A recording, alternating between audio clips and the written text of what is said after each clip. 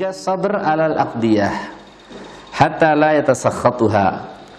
Sabar menghadapi keputusan Allah sehingga tidak berkeluh kesah. Ini dilihat dari keterkaitan tema, ya. Tema yang dia sabari itu apa? Apakah perintah, larangan, ataukah takdir Allah? Kemudian kata Syekh, la budda lil abad min amrin yaf'aluh.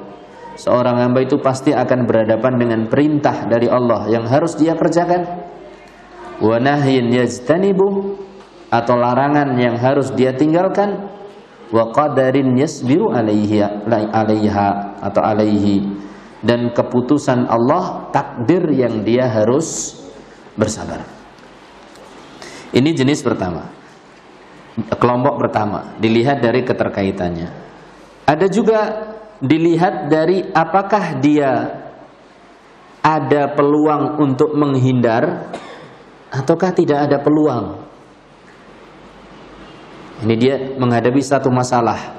Apakah dia bisa menghindar dari masalah tersebut sehingga dia tidak perlu bersabar karena sudah melepaskan diri, atau sabarnya itu adalah berusaha melepaskan diri dari masalah itu supaya jangan terjerumus, atau dia tidak mau kena masalah itu.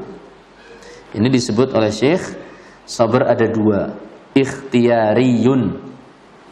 Ikhtiyariyun itu berarti kita bisa ada pilihan, ada kesempatan untuk menghindar. Yang kedua, ittirariyun. Ittirari itu pasti kena, tidak bisa kita hindari. Jadi yang ikhtiyari kita juga harus bersabar. Yang ittirari, yang pasti kena juga kita harus bersabar. Nanti insyaallah ta'ala akan ada contohnya. Wal ikhtiyariyu akmal minal littirari. Kesabaran ikhtiyari, kesabaran yang kita ini bisa mengerem sebelum terjerumus dalam sebuah problem, sebuah masalah, sebuah objek yang harus kita sabari, itu lebih akmal, lebih sempurna, lebih besar nilainya dibandingkan kesabaran seseorang yang memang harus sabar. Nanti insya Allah contohnya ada. Syekh mengatakan, fa innal littirari yashtariku fihi nas wa yata'atta mimman la yata'atta minhu sabrul ikhtiyari. Kesabaran yang terdesak, kesabaran yang memang harus, semua orang bisa mengalaminya, ya. Si yang pelaku yang punya kesabaran ikhtiyari juga kalau kena ittirari ya harus bersabar, ya. Jadi siapa saja yang kena masalah ini dia harus bersabar. Jadi semua orang itu sama.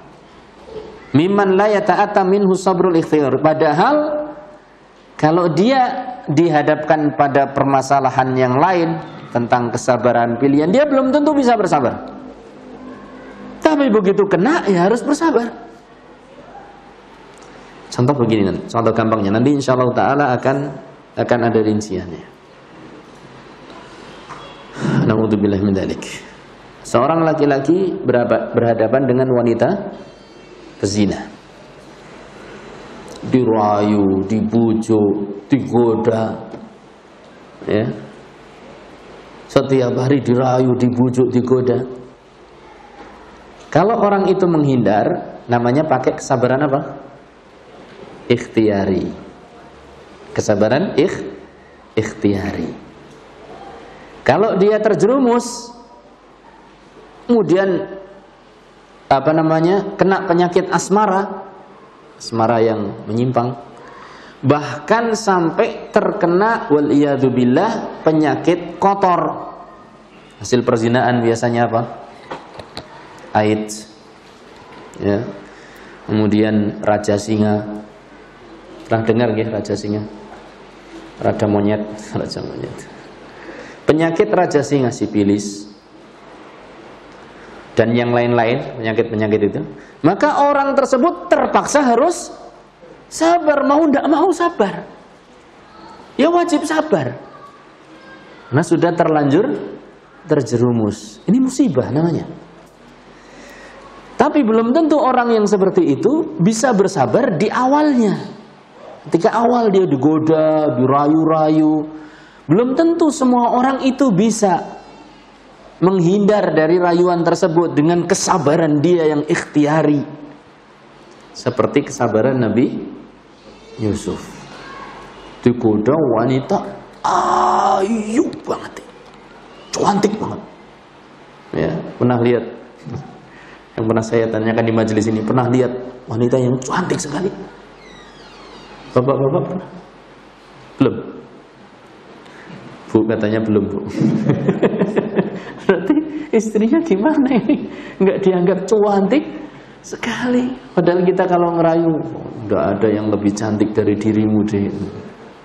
Ya, Bu katakan Pak, pernah gitu loh Pak. Siapa? Istri. Alhamdulillah. Wah, berbunga-bunga nanti pulang dibonceng itu nyekelnya kenceng banget. Ya, itu bohong. Tidak apa-apa, bohong dalam apa? Semakin mengeratkan cinta istri. Sekali-kali boleh. Ya, sekali-kali seperti itu boleh. Di aku ini cantik enggak toh? Cantik. Belum ngilu. Batinnya semuanya bandingkan sama diriku. Ini jelas apa? Cantik. Baik. Nabi Yusuf dirayu wanita yang cantik sekali dalam keadaan yang sepi sekali, keamanan terjamin. Tapi ternyata Nabi Yusuf memiliki kesabaran ikhtiari. Mau tidak mau dia harus bersabar. Karena sudah terjerumus ke dalam sebuah kesulitan. Sementara yang pertama dia bisa menghindar. Begitu. Fal insanu la yastaghni 'anis sabr fi halin minal ahwal. Maka seseorang itu tidak mungkin tidak butuh yang namanya kesabaran dalam setiap kondisi hidupnya. Li'annahu yataqallabu baina amrin, karena dia bergelimang bolak-balik di antara amrin, kadang ada perintah yajibu alaihim tithaluhu wa tanfiduhu yang harus dia laksanakan, wa nahyin, dan terkadang dilarang oleh Allah dan Rasulnya, yajibu alaihi istinabuhu wa tarkuhu yang harus dia tinggalkan, dia harus jauhi, wa qadarin, dan terkadang juga menghadapi keputusan Allah, yajri alaihi ittifaqan yang pasti mau tidak mau pasti akan menimpa dia, wa nikmatin, demikian juga dalam terkadang dia mendapatkan kenikmatan, yajibu syukrul mun'imi biha alaihi, yang dia wajib untuk mensyukuri Allah yang telah memberikan kenikmatan kepadanya dengan menggunakan kenikmatan tersebut.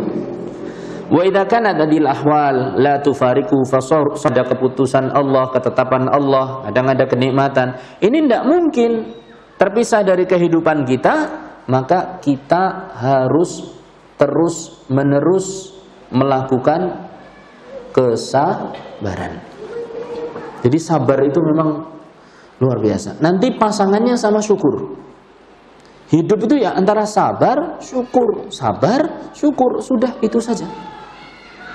Kata Allah Subhanahu wa taala, "Inna fi dzalika laayatin likulli sabarin syakur."